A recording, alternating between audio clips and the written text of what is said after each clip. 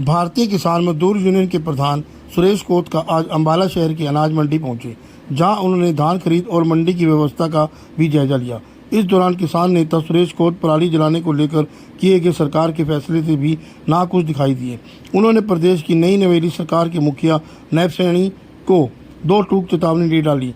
सुरेश कोत ने कहा, अगर सरकार हर गाँव में पराली प्रबंधन के लिए मशीनें उपलब्ध करवाएगी तो किसान पराली नहीं जलाएगा, लेकिन सरकार कोई व्यवस्था नहीं करती।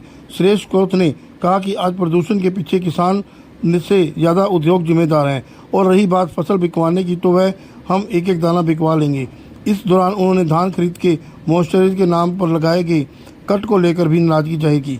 वहीं सुरेश कोत ने अम्बाला के किसान नेता सुखविंदर जरवेड़ा को अपने यूनियन का जिला प्रधान नियुक्त किया।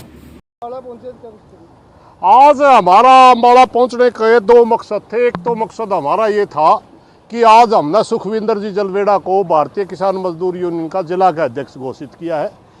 हम किसान यूनियन में लंबे समय से काम करते रहे हैं साथ में, मगर अलग अलग संगठनों का झंडा था। आज हमारा झंडा भी एक कर लिया हमने। दूसरा, अम्बाला मंडी भरी पड़ी है, आप चारों तरफ देख लो। जब किसान को धान डालने की जगह नहीं मिलेगी तो धान लाएगा कहाँ? उठान बिल्कुल धीमा चल रहा है, और बिल्कुल सूखे धान के अंदर भी यहाँ किसान बता रहे हैं उसके अंदर भी कट लगा जा रहा है, जो कि अवैध है। इसलिए हमारी हरियाणा सरकार से प्रार्थना है, आप नए नए आए हो, जमात से लड़ाई छेड़नी उचित नहीं है, मगर अगर किसान को इसी तरह से ठगा जाएगा तो हम घर भी नहीं बैठेंगे, हम लड़ाई तुरंत शुरू कर देंगे। इसलिए सुचारू रूप से खरीद हो और उठान का प्रबंध हो।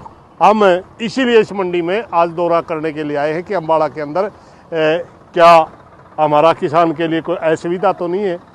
इस किस्म की बातों के लिए हम मंडी में दौरा करने के लिए आए।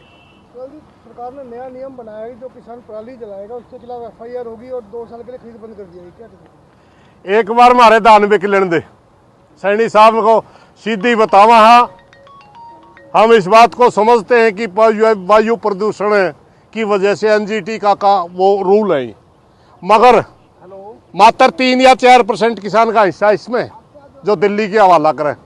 96% उद्योग से और ट्रांसपोर्ट से है वो प्रदूषण। किसान के ऊपर इतनी तानाशाही ना दिखाए।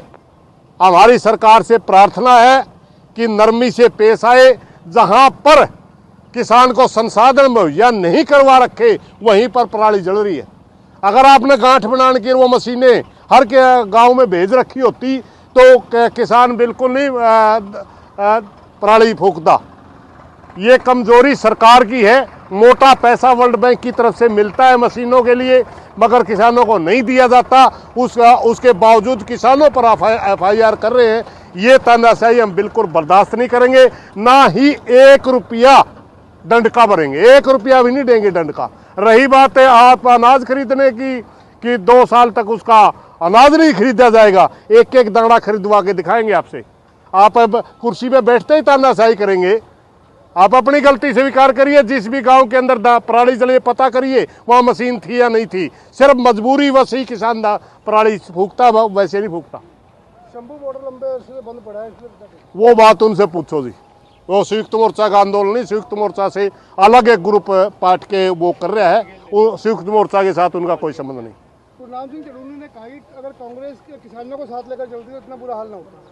गुरनाम सिंह जी किसान नेता की बजाय राजनेता है शायद, ये तो उनका बयान है।